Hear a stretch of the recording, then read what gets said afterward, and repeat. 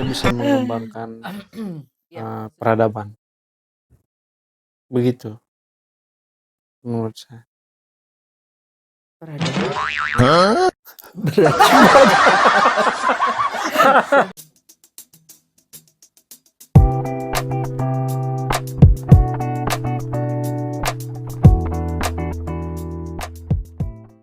Aduh, halo Dok. Thank you ya Iya Bu. sudah datang main-main Iya Bu. di ini ada meja hijau. Meja Baru, hijau? iya baru beli. Saya kasih nama meja hijau. Bukan meja hijau yang ini tuh Ibu. Pengadilan tuh Bu. Itu kan kalau dilihat dari frasa idiomatik Berat, itu meja hijau itu kan artinya pengadilan. Saya ini bukan hakim dong. Oh, Saya Ibu, cuma mau ajak ngobrol-ngobrol saja. Ibu bukan hakim, Ibu siapa? Saya cuma rakyat biasa. Oke. Iya.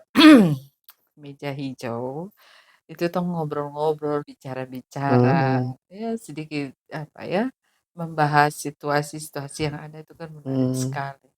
Apalagi dengan seorang Edo. Jadi Ibu harus kembali nih. Kembali ke fitrah, Kembali ke alam. kembali ke passion-nya. Passion Iya. ya.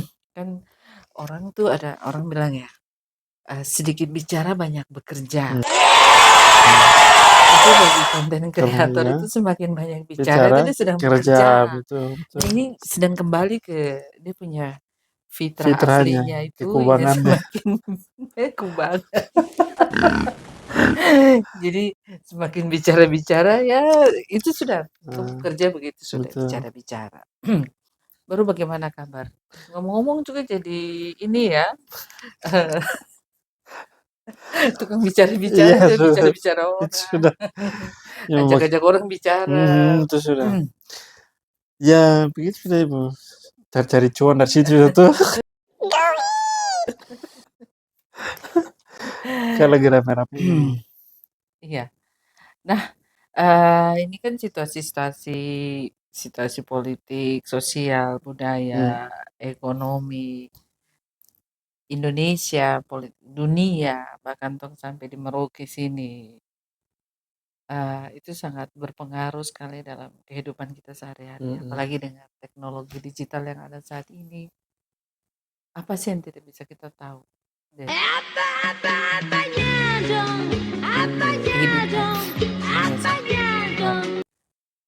kehidupan kita tuh banyak sekali hal yang terjadi. Jadi kalau kita bisa membahasnya dan saya bisa mendapat banyak hal dari perbincangan kita seperti Kita. Tapi saya biasa bicara dengan anak kecil. Oh. Jadi sekarang saya sedang bicara dengan orang dewasa. Kamu meja hijau kan? Tidak, ini bukan meja pengadilan. ini bukan meja hijau biasa. Hijau itu kan identik dengan lingkungan ya. Betul. Dan saya salah seorang penggemar warna hijau. Hijau identik dengan dolar juga. Mata hijau. Iya ya, mata hijau. Pucuk juga hijau. Pucuk hijau. Kalau tuh usia nih masuk di kategori apa ya? Jelita tuh Ibu. Tidak Ibu. Saya jangan buka kartu. Lolita. Oh, Lolita bukan jelita. Oh iya, betul. Itu tuh. Lolita itu lulus 50 tahun. Iya. Oke dong. Kembali ya ke meja hijau ya. Hijau itu identik dengan lingkungan alam seperti itu. Ini di perspektifnya Edo sebagai anak muda ya. Ya, kalau kita bicara tentang isu lingkungan itu menarik sekali. Sangat Ibu. Baik, bagusnya aku jangan panggil saya ibu. Apa? Bunda. Panggil Bunda. Mau panggil apa? Kakak. Ya, maksudnya perspektif Edo ya tentang lingkungan. Buat saya lingkungan itu tempat di mana kita hidup toh. Jadi karena di situ kita hidup, makanya kita harus jaga di situ, supaya dia selalu menjadi tempat di mana kita bisa beraktivitas, terus kita bisa mengembangkan, peradaban, begitu menurut saya. Peradaban ya? Heeh. Berat. Saya ngeri kalau bicara peradaban. Iya iya iya, kayak gitu. Kalau tapi bagaimana ya, mmm, kalau dari sudut pandang yang saya sudah baca ya, gitu ya, lingkungan itu kan, hasil dari pertemuan antara budaya dan alam, Mhm. budaya budaya manusia. Jadi manusia ketika bersentuhan dengan alam terciptalah lingkungan, sehingga dari sudut pandang itu, sebenarnya lingkungan itu bukan sesuatu yang statis, dia tidak begitu saja sampai Iya, selama-lamanya gitu. Dia berubah pasti sejalan akan, dengan iya. perubahan manusia tuh gitu. Dari perspektif itulah kemudian kita melihat bahwa, perubahan yang terjadi baik itu karena faktor alam atau maupun faktor manusia Mhm. akan mempengaruhi keduanya. Yang menjadi persoalan adalah, eee, percepatan antara perubahan yang dialami oleh alam dan yang dialami oleh manusia, ketika dua hal itu dia tidak berubah secara, apa namanya, tersinkron. Perubahan itu artinya ketika alam berubah, manusia juga harus berubah, atau ketika manusia berubah, pasti alam berubah. Jadi ketika dua hal itu dia tidak berubah secara beriringan, akan, mengorbankan salah satu pihak. Misalnya kalau manusia berubah terlalu cepat dibanding alam, alam akan, apa namanya, yang akan mengalami rusak.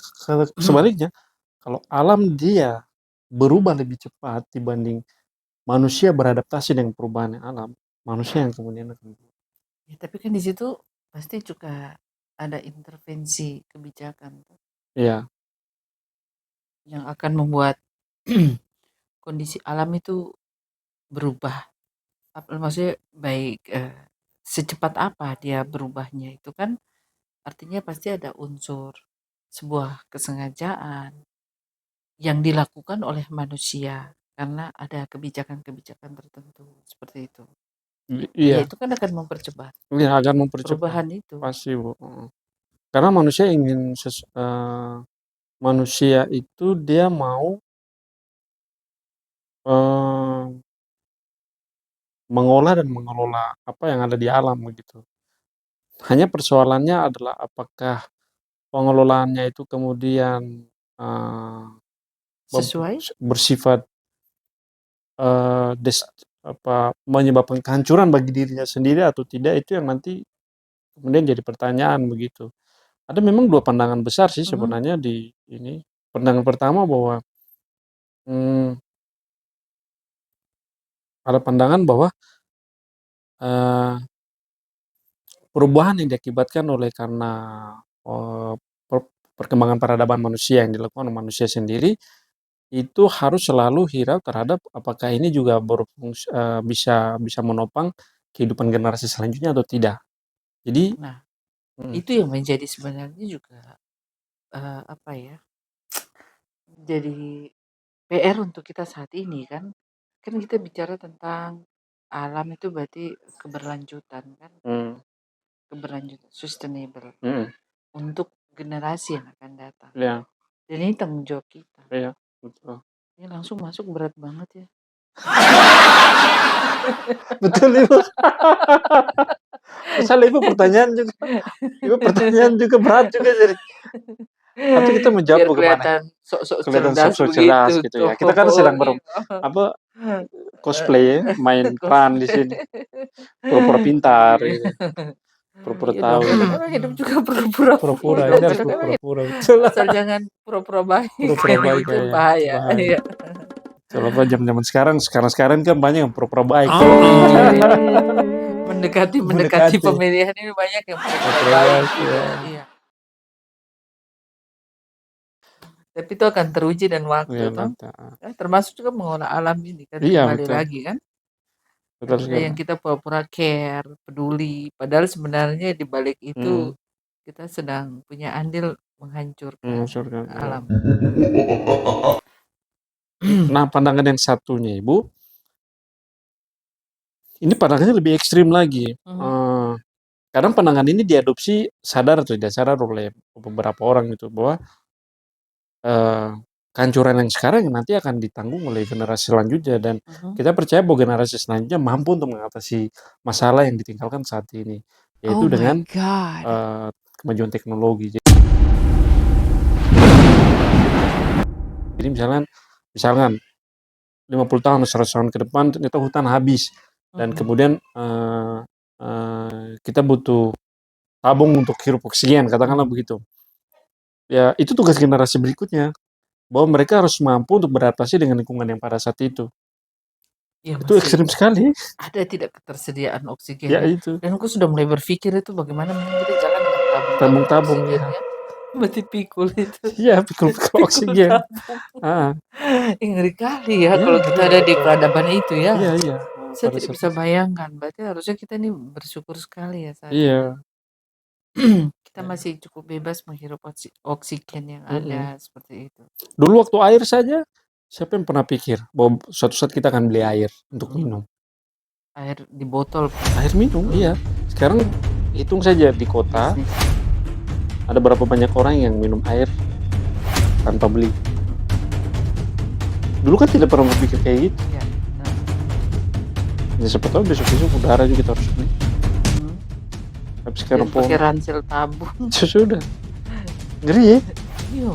Jadi pikir tuh mungkin masih bisa sih itu terjadi. Iya. Kalau kita. Dan itu dia jalan pelan-pelan kan. Dulu air kan jalan, tidak ada penolakan pada saat ketika akhirnya kita harus pindah untuk minum air galon. Kan tidak ada tidak demonstrasi besar. Karena di jalan kan pelan sekali. Perubahan yang masuk itu kan pelan-pelan sekali. Iya. Kasihan kita punya anak cucu besok ya. Sampai saya pikir takut punya cucu kalau terus bikin cucu. Terus bikin cucu. Apa namanya free child? Apa namanya? Ya, misalnya free child. Tidak, maksudnya tidak tega begitu toh. Maksudnya kalau kamu punya anak cucu baru harus jalan pakai ransel oksigen. Tidak membayangkan itu. Jadi tantangan hidup ke depan menurut Eden jauh lebih berat. Jauh lebih berat. Tidak hanya soal lingkungan tapi juga soal ekonomi kan banyak sih. Banyak sekali. Ekonomi juga tahun depan mungkin kita masih menghadapi krisis yang jauh lebih besar karena sekarang ada perang di Timur Tengah yang eskalasinya semakin naik, dan itu akan mengaruh pada harga minyak. Sementara harga minyak merupakan produk dasar yang menentukan harga dasar semua produksi itu. Jadi kalau harga minyak naik, semua naik. Kalau semua naik, inflasi naik. Syukur kalau gaji naik. Ini sekarang aja banyak orang PHK. Orang bilang tuh yang turun cuma hujan sama celana. Satu kali naik terus turun lagi. Betul ya sih. Iya betul. tuh. Iya. Iya, tapi juga bagaimana kita menyikapi masalah-masalah yang ngeri-ngeri sedap ini ya. Artinya kembali lagi ya sebagai kalau kebetulan kan saya seorang tua. Ini macam kelihatan. Ada terima kasih. Ini Bu, Anan baru lulus mau cari-cari kuliah gitu. Anan baru cari-cari kuliah ya Bu. Mudah-mudahan. Oh begitu ya. Syukurlah kalau begitu. Tapi ini fitnah atau fakta? Fakta ya. Saya bisa bawa ke meja ini. Oh ya, aduh betul. Aduh tuh saya takut ya. Sekarang bicara hati-hati Ale. Iyo Ale. Iyo Ale. Iya. Oke, jadi itu permasalahan yang sebenarnya kita harus kritisi ya. Terus bagaimana juga anak-anak muda sekarang ini dibangun daya kritisnya juga ya Do ya. Artinya ya banyaklah di generasi ini kan, generasi TikTok apa segala macam juga. Tapi juga harus berpikir untuk bagaimana ada inovasi ke depan. Jadi tidak hanya sebatas kita ya dalam tanda kutip ya maksudnya kayak happy kita senang-senang, tapi ada sebenarnya permasalahan yang luar biasa yang harus juga ke depannya itu dipikirkan, dipecahkan lakukan inovasi oleh generasi muda seperti itu. Menurut saya selalu percaya bahwa pendidikan sih Bu, dan pendidikan itu dimulai dari literasi. Praktiknya itu adalah baca buku, itu sudah. Mhm, Kenapa baca buku? Karena baca buku itu pertama kita berdiskusi dengan banyak orang yang sudah menulis, baik yang dia masih hidup maupun yang dia sudah mati. Dengan cara berdiskusi secara tidak langsung melalui buku-buku yang mereka tulis, kita akan menambah horizon perspektif kita yang jauh lebih luas. Kalau kita punya horizon berpikir lebih luas, kita akan banyak punya akal untuk bagaimana untuk pertama yang seperti tadi Ibu bilang berpikir kritis. Setelah itu kemudian kita berpikir apa namanya solutif. Kita harus setelah kritis kemudian apa yang kemudian kita bisa kasih solusinya. Nah mhm, untuk mendapatkan solusinya cara berpikir kreatif itu penting. Jadi ada tiga Ibu, menurut saya berpikir kritis, solutif dengan cara kreatif dan mhm. inovatif. Dan itu dimulai dari baca buku. Generasi yang tidak baca buku akan sulit. Karena kita seperti kata dalam tempurung tuh Ibu, kita hanya melihat dengan kacamata ukur, melihat satu sisi saja. Sementara mungkin ada banyak hal yang bisa kita lakukan, tapi karena kita tidak punya perspektif berpikir yang luas, sehingga ya cara kita menyelesaikan masalah dengan satu cara yang mungkin sebenarnya tidak Iya, solutif iya, begitu, Bu. iya. Atau sedikit ketinggalan zaman Iya, gitu ya. persis, heeh, heeh, persis sekali, Bu. Iya. Nah, ini kalau kita bilang baca buku juga itu kan tantangan juga kan. Di era anak-anak kita sekarang ini katanya Indonesia itu cukup rendah ya, Mhm, ini angka literasinya ya. mhm, mhm. Nah, itu kira-kira solusinya seperti apa? Sebelum sampai solusi, mungkin yang perlu saya kasih tahu mengenai tingkat literasi Indonesia rendah itu bukan soal baca tulis secara literal ya, secara harfiah, tapi bagaimana memahami, setelah baca kemudian memahami. Ini maksudnya apa? Dan kemudian apakah ada cara lain untuk memahami tulisan itu? Nah, itu yang maksudnya. Jadi Hmm. Jadi kita tidak hanya sekedar membaca ya. Buku-buku juga banyak di sini. mhm, mhm, mhm. Kadang mungkin gaya-gaya saja tapi Biar kelihatan keren gitu. biar kelihatan pintar. Iya, Ya, tapi itu ya saya setuju juga. iya, Saya juga suka suka baca buku. iya. Karena Karena apa? Itu maksud yang banyak dia. hal-hal yang menginspirasi kita untuk melakukan Iya, banyak hal sebenarnya. Itu tadi banyak. kayak Edo tadi bilangnya artinya ada inovasi-inovasi, ada solusi-solusi yang tidak hanya mungkin kita menggunakan kacamata kuda ya, tapi ternyata di balik itu sebenarnya banyak hal yang kita bisa lakukan Mhm, dengan membaca buku. iya, Membaca pikiran orang yang dituangkan ke dalam buku mhm, ini kan. mhm. Jadi kita berdiskusi secara tidak langsung Iya, kan dia. iya, iya. Seperti kita sedang berkomunikasi dengan jiwa kita juga sih Iya kalau kita betul. membaca buku. Iya betul, Iya mhm. kan? Karena ketika kita membaca buku, sebenarnya tidak ada tidak cuma bukan hanya satu orang saja yang sedang baca, Mhm, heeh. Itu ada saya dan diri saya, mhm. begitu sih, Bro. Saya dan diri Tapi saya. makin ke sini makin Makin aneh, makin makin makin mistis, berat. makin mistis. Iya, tapi gitu ya, Ya, tapi kan apa yang kita dua bicarakan ini kan memang hal yang, eee, dasar is sekali. iya, dan semua orang, eee, pasti ada di Mhm, dalam perbincangan kita ini, mhm, seperti mhm, itu. Kadang orang tua saja harus berpikir kreatif kan, mhm, di zaman yang sangat sulit ini, mhm, bagaimana tetap survive, bagaimana anak-anak bisa tetap memenuhi kebutuhan gizinya anak-anak, mhm, untuk mereka bisa ke sekolah, menerima pelajaran dengan baik, karena itulah tanggung jawab. Bisa dibayangkan kalau anak-anak kita ke sekolah, terus mereka tidak makan, terus bagaimana mereka bisa menyerap pelajaran dengan baik. mhm, Itu kan saling berkaitan satu dan yang lainnya. iya. Apalagi dengar-dengar Edu kan juga di yayasan tuh punya mengelola sekolah ya. Ibu dengar-dengar? Iya, dengar-dengar si jalan-jalan juga. Iya. Pura-puranya dengar itu.